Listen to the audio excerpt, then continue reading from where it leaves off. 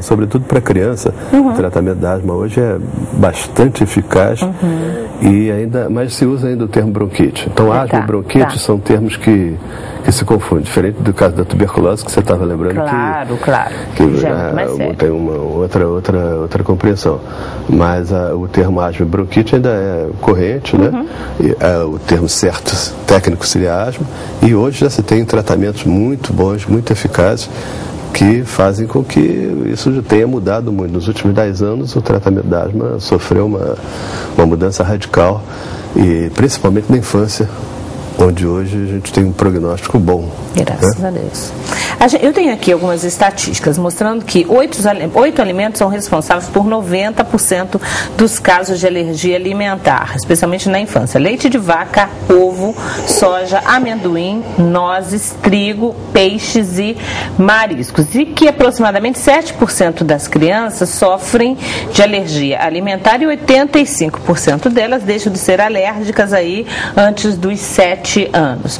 Uma pessoa, por exemplo, que tem uma alergia alimentar, ela pode, a partir da alergia, desenvolver, porque isso é uma pergunta que muita gente se faz.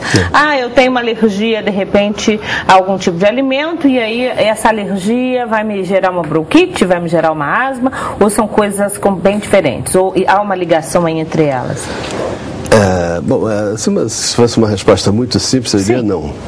Né? Mas é claro que, como tudo na vida, as coisas não são assim. Então, evidentemente que há um grupo de crianças que pode ter alergia, principalmente a questão do leite de vaca, né, que é muito comentado, com um certo exagero até, por isso, porque as pessoas atribuem que o leite, essa criança não deve tomar leite porque ela desencadeia uma crise de bronquite, de asma, essa coisa toda. Mas não é assim, quer dizer, na prática a gente vê raramente isso. Esse tipo de alergia que você acabou de mostrar é uma alergia que geralmente está relacionada com o aparelho digestivo.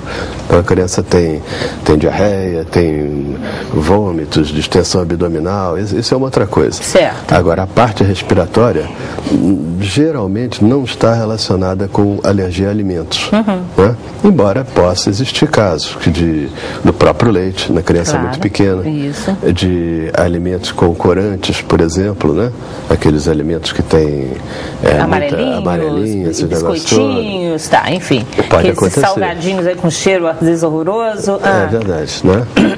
Raramente outros tipos de alimento, como camarão, etc. e tal. Então, a questão da alergia para o aparelho respiratório não é tão importante. Fala-se muito, né? Muitas pessoas até retiram o leite da criança, não dá mais nada de leite e tal, mas não é isso. O problema da alergia respiratória está relacionado com outros fatores e muito pouco com a alimentação. Muito pouco com a alimentação. Algumas pessoas evitam dar mariscos para a criança. Camarão, polvo, lula, além dos mexilhões e tudo mais, camarão, polvo, evita pela questão de que na criança, se a gente der, a criança adoece. É uma verdade? É bom se evitar? Ou na realidade não tem? Tem criança que vai comer isso muito bem. Não estou dizendo peixe branco, linguado, que é um peixe mais leve. Mas mexilhões, camarão, lagosta, enfim, esses animais que a gente sabe que... Tem razão. Não, isso aí de fato acontece, mas é um outro tipo de alergia, né? Frequentemente é alergia de pele. Então a criança, de fato, o mexilhão, né, os chamados frutos do mar, né? Eles são muito imunogênicos, ou seja, eles podem ter uma capacidade de desencadear reações alérgicas, né? Mas não no ponto de vista da respiração. Quer dizer, a pessoa comeu um marisco, não sei o que, e tem uma crise de asma, é excepcional.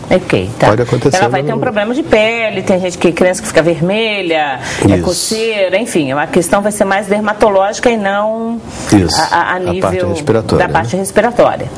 Né? Como é que a casa deve ser organizada para que a alergia, a questão respiratória não aconteça tanto? Quer dizer, abrir janelas, manter cortinas e o quarto da criança carpetado. O que é sugerido nessa situação? É verdade, isso sim, aí já é um outro tipo de alergia, né? Frequentemente é o que se costuma chamar assim, de uma alergia respiratória, e de fato ela está relacionada com essas questões de ambiente, né? Quer dizer, a casa do alérgico, ela preferencialmente deve ser uma casa com poucos adereços, como se costuma dizer, né?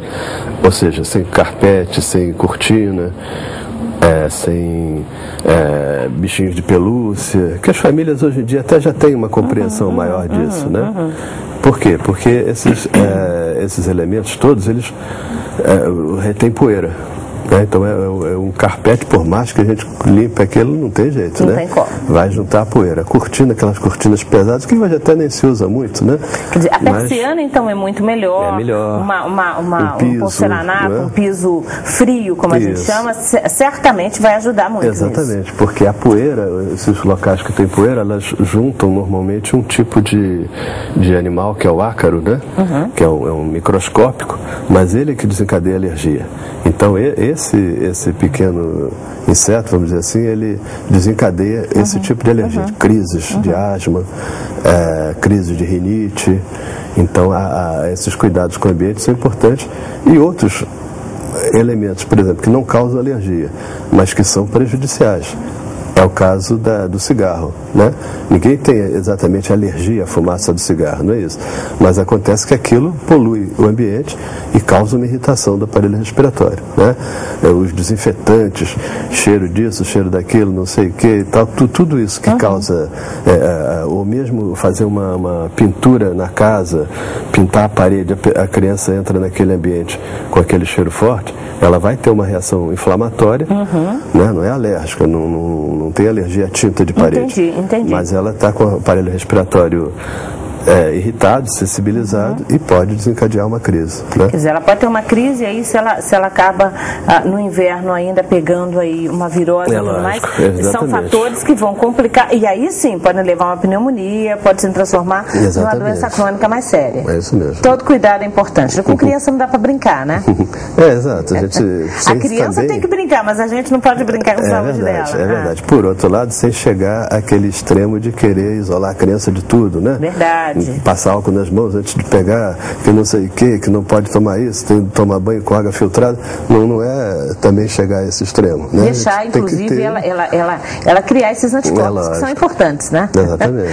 Bom, muito obrigada mais uma vez pela sua presença. Foi muito bom bater o papo. A gente ainda volta, que eu quero saber se no seu consultório muitas vezes são os pais que precisam entrar na linha e não os filhos. Deixa eu deixar uma pergunta no ar para ele na hora do bate-papo, que é exatamente se muitas vezes os pais chegam lá com os filhos e, na verdade, quem precisa mudar hábitos são pais e não filhos. É comum isso.